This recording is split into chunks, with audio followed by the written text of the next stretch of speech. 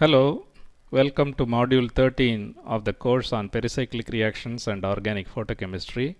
We will continue with 1,3-dipolar cycloaddition reactions in this module also. In the earlier module, that is in Module 12, we considered the 1,3-dipolar cycloaddition reactions of azomethane halide and nitrile oxide, which belong to the category of allyl anion type of 1,3-dipolar systems. Now we will consider the propargyl allynyl type of 1,3-dipolar system in this particular module. To start with, let us start with the nitrile oxide system as the 1,3-dipolar system. Nitrile oxides are generated by the methodology that is shown here. An oxime is taken, an aldoxime is taken. The aldoxime is made to undergo a halogenation reaction. Either chlorination or bromination is carried out using bleaching powder like sodium hypochlorite or similar chlorinating agent, N-bromosuccinimide kind of a brominating agent can be used in this particular case. And once the alpha bromo aldoxime is formed, it is made to undergo an elimination reaction in the presence of a base to give the corresponding nitrile oxide. Alternatively, nitrile oxides can also be synthesized by dehydration of a primary nitro derivative, alkyl nitro derivative. You can see here loss of water produces the corresponding nitrile oxide derivative by treatment with phenyl isocyanate in this particular case as the dehydrating agent. The cycloaddition reactions of nitrile oxides with alkenes and alkynes is shown here.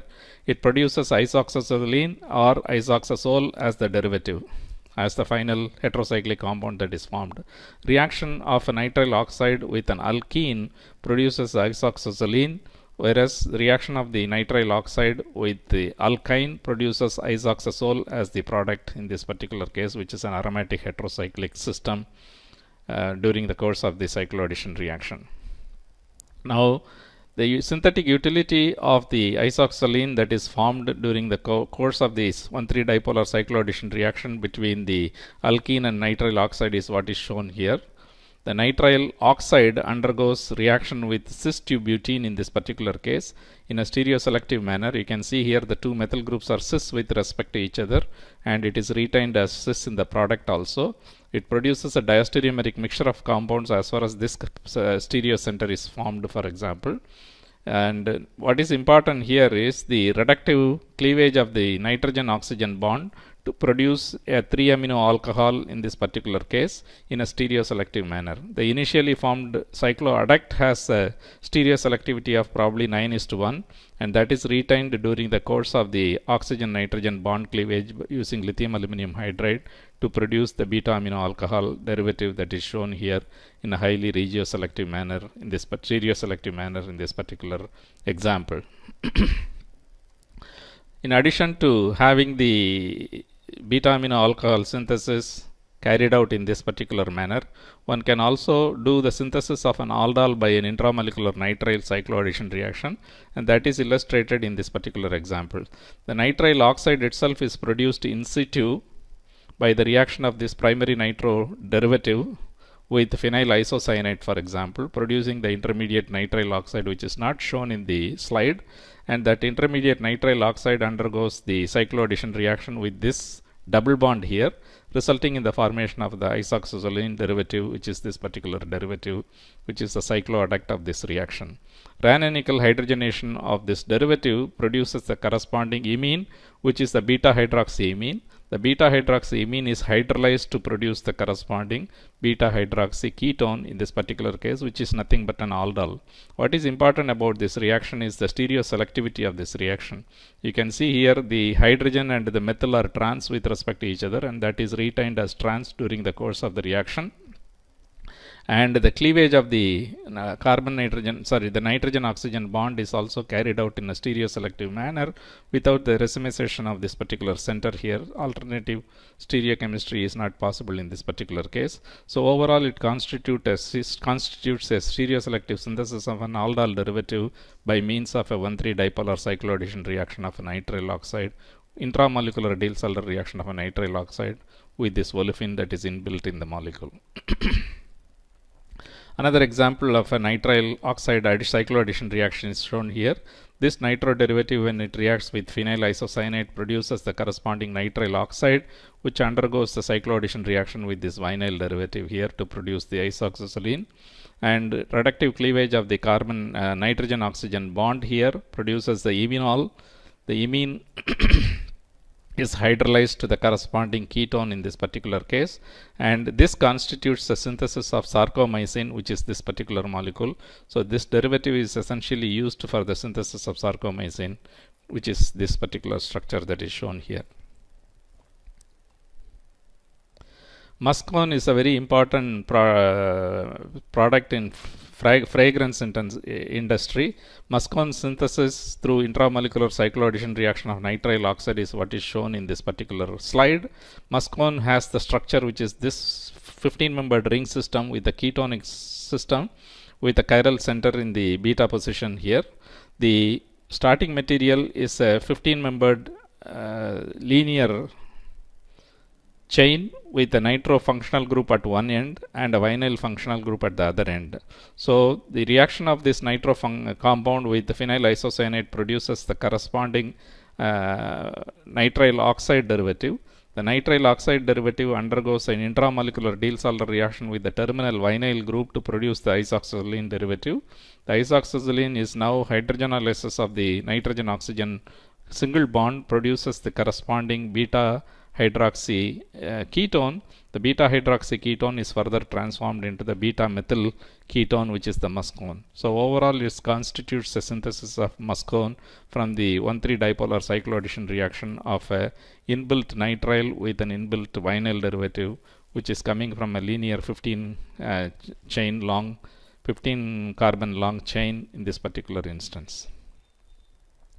Here is an example of the halogenation using bleach, which is sodium hypochlorite, for example. The alpha halogenation followed by loss of hydrochloric acid produces the nitrile oxide. The nitrile oxide is undergoing an in situ or intramolecular cycloaddition reaction with this double bond here, resulting in the formation of this particular derivative. This particular derivative is converted into tiocholine, which is this derivative here, by several steps. So overall it constitutes a synthesis of a product which is known as the tiocholine, which is this particular structure that is shown here. Asymmetric synthesis using a chiral auxiliary is what is illustrated here.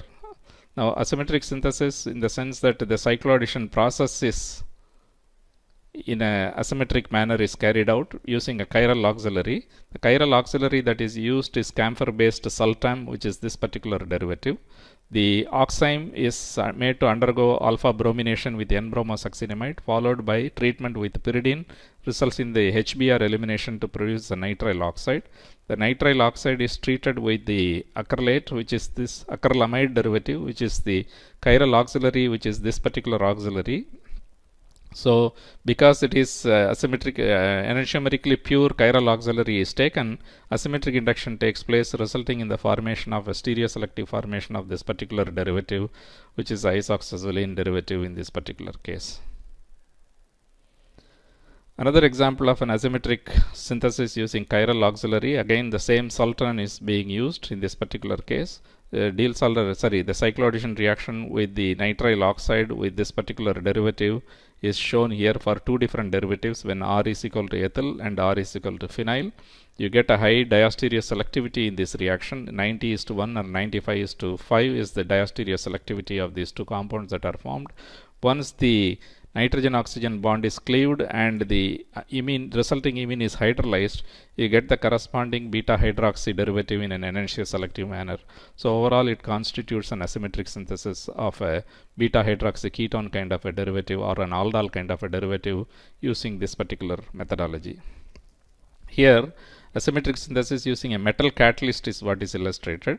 This is a tartaric acid derivative. Diisopropyl tartrate is what is used, and it is initially reacted with the diethyl zinc to produce the corresponding zinc chelated derivative. The zinc chelate would be a chiral derivative, and the zinc chelate is made to undergo cycloaddition, made to undergo chelation with the nitrile oxide derivative or the dipolarophile, which is allyl alcohol in this particular case. The alpha chlorooxime is made to undergo hydrohalogenation to give the corresponding nitrile oxide. The nitrile oxide derivative thus formed is undergoing the cycloaddition reaction with the allyl alcohol to produce the corresponding derivative, which is this particular derivative. It is produced in 96% enantioselective manner because of the chiral auxiliary that is being used to induce the chirality of this particular center that is formed during the course of the reaction. Diazomethane is an excellent 1,3 dipole, and it is very widely used in the synthesis of heterocyclic system. Diazomethane itself is a very reactive intermediate. It has to be formed in situ and it cannot be prepared and stored, for example. It undergoes slow decomposition.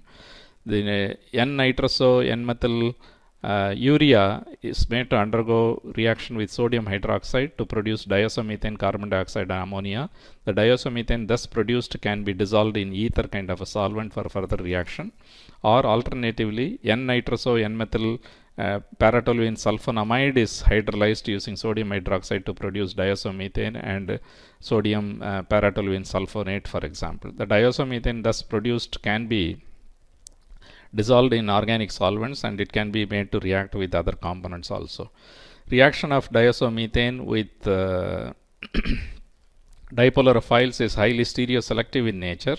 You can see here the trans isomer of this ester is undergoing the Diels-Alder reaction to produce the corresponding trans derivative, where the ester functional group and the methyl group are trans with respect to each other, or alternatively the two methyl groups are cis with respect to each other. So it's a highly stereoselective reaction. When the two methyl groups are trans with respect to each other, cycloaddition reaction produces the trans isomer, whether the two methyl groups are trans with respect to each other. So the mechanism of the reaction is essentially a 1,3 dipolar cycloaddition kind of a mechanism, where the carbon adds to the beta position of the carboxylate, resulting in the formation of a cycloadduct in a regioselective manner, which is shown in this particular slide.